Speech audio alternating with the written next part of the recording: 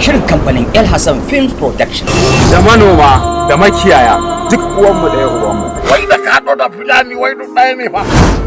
Kai na ya zama ɗaya. Na kashe mutum na kashe banza a gari. Haifin na kare bare hadi kare.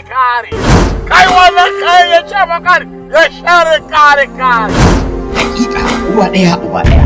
Wani gagarumin al'amari ya shiga tsakaninsu. Sun shiga dandan zaman yan marina kallon kallo da kaka turkashi.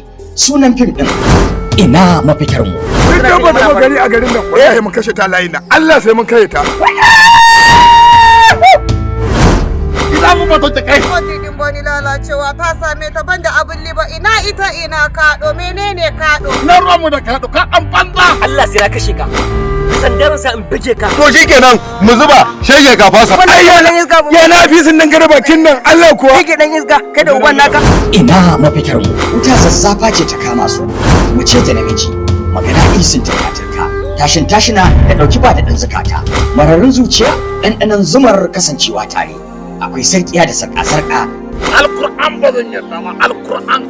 Ai rugima yanzu aka fara. Da abin da kai akai na goyi bayan abin da kai ne in ma kama dai a kashe shi. Kada ku kashe. Kada ku kashe. Karkashi yadda da ke ce ta kai sai ka ji zuciya ta tana kuna. Ina mafitar mu wanda ya shirya shirin Muhammad Hassan wanda ya ɗauki nauyin shirin Hassan Yahaya. Yan uwarka yanzu na fara son ta barin gaya ma gaskiya. Ko kai hankali in ba haka ba zan kashe ka. Na rantse ba dan ina tsoron shari'a ba.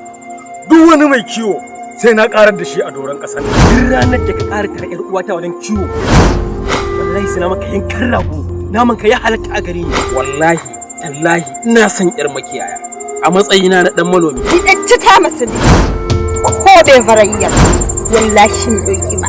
Wanda ya bada umarni Ibrahim Lana yana nan tafe.